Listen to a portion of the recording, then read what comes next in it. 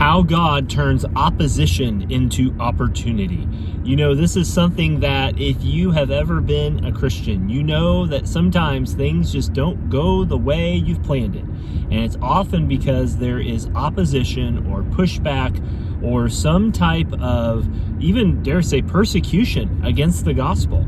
Because when God is on the move, so are the forces that oppose him. Hi, my name is Darren. This is Line by Line Bible, where we teach you to study the Bible with clarity, confidence, and courage, and to do that to God's glory. We are going through a verse-by-verse, a literal verse-by-verse study of the book of Galatians. We're in Galatians chapter 2, verse 7, which says this. On the contrary, Paul says, when they saw that I had been entrusted with the gospel to the uncircumcised, just as Peter had been trusted with the gospel to the circumcised. The big idea today is simply this, is that God's calling may look different, but his mission is the same. Sometimes we forget that, like Charles Spurgeon, the great Baptist preacher, there's a story told of him later in his ministry in the late 1800s in London. When he was the church was just growing. I mean, Spurgeon was just a once in a generation kind of preacher God had raised up, faithful man, taught the scriptures, all the good stuff. People knew that, they were coming to him. Famous people would come to see him. But a young man, one of his seminary students, came to him and said, Mr. Spurgeon, there are many people going and growing at the church down the road, and we want them to come here. And the messaging I've heard over the years, and I've read from Spurgeon, changes, but the gist of Spurgeon's response is that if we can't pray for the church down the road to grow, then God will never grow the church right here among us. And I think that's kind of the message that's happening here, is that Paul was sent to the Gentiles, the uncircumcised, and Peter was sent to the circumcised. They both talked to Gentiles, they both talked to Jews, but specifically for a period of time, these two really niched down, to say a business term there. They really specialized in those things. But the first point I want you to see today is that different assignments and the same message is that when God turns opposition into opportunity, because there are different assignments and the same message. Look, God calls us to distinct places for one purpose. God does not call all of us to one city, to one people group, to one affinity group, to one race, to one age group. I mean, it's an endless categorization of people and possibilities. The point of it is that God can use people willing to be used in different places, and we need that.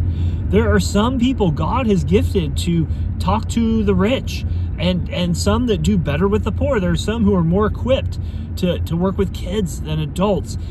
There are some who do better in urban settings, some who do better in rural settings, some who do better in the suburbs. Wherever you are, God can use you so long as you're willing. And I think that's what this is that Paul was getting pushback from the Jews, Christian Jews, about going to the Gentiles, and the Gentiles were getting pushback from other Gentiles.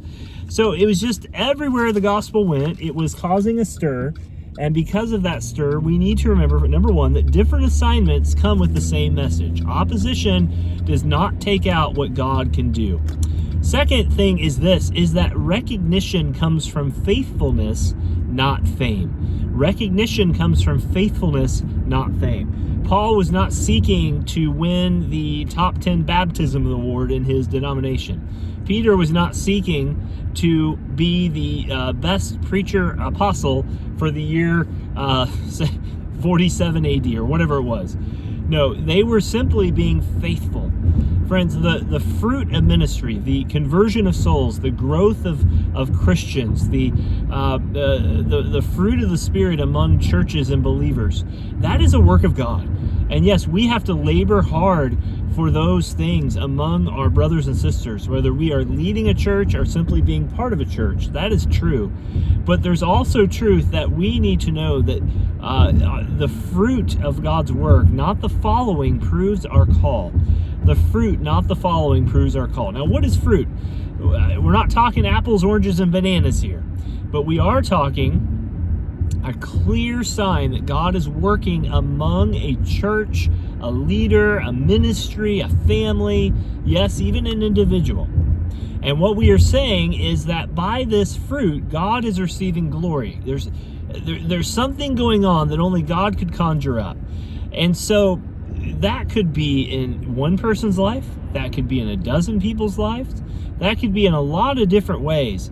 But the point is that Philippians 1:18 says, Paul in prison, writing to the church at Philippi, said, as long as Christ is proclaimed, and in that I rejoice. Now, there's a lot of confusion over these verses, because Paul will argue in chapter 1, verses 10 through 18, that basically he knows there are people out to get him, that he knows there are people who are jealous of him, and he knows that the gospel is being preached whether they do it out of right motives or not.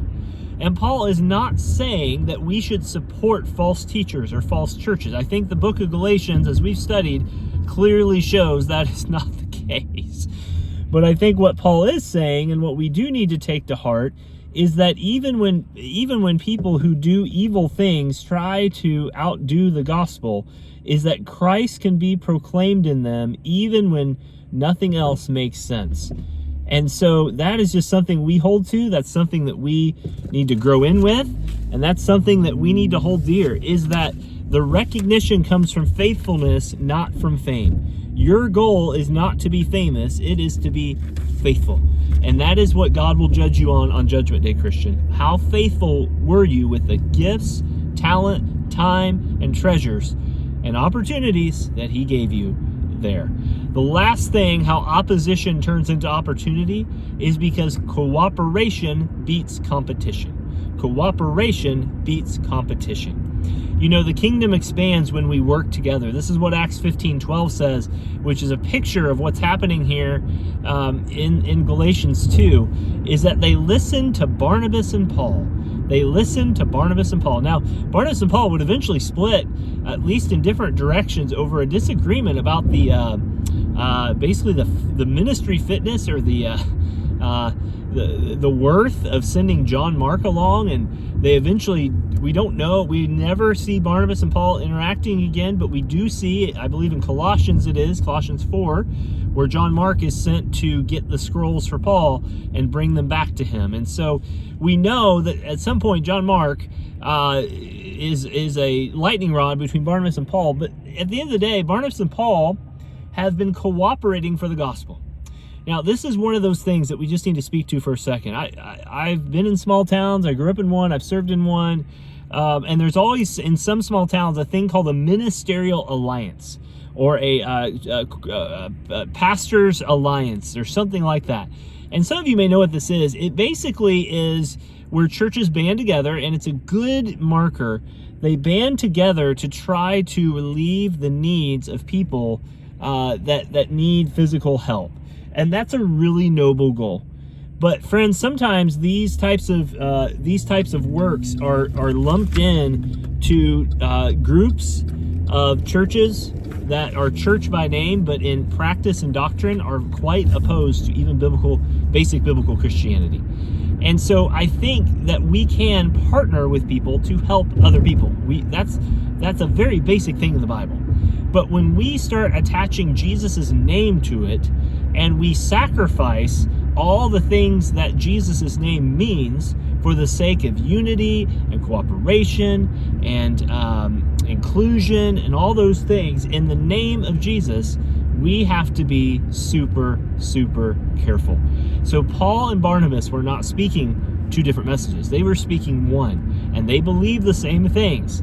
Now, as we'll see in a couple videos, Paul is going to call out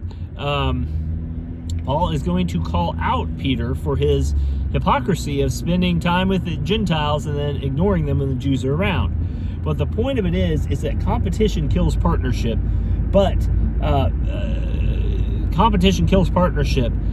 cooperation fuels the mission. And so that's what we need to point our hat on. So today, whatever you're going through, I just want to encourage you that no matter, your church is not in competition with the church down the road. It's not in competition with the church online that you see and like. Your church is to be faithful in the vineyard God gave you until he calls you otherwise home or to try something else. That's all I can say. And this is why Galatians 2:7 makes a whole lot of sense. Well, guys, thank you so much. You can grab some of the other videos up here. But until next time, I just want you to know Jesus loves you.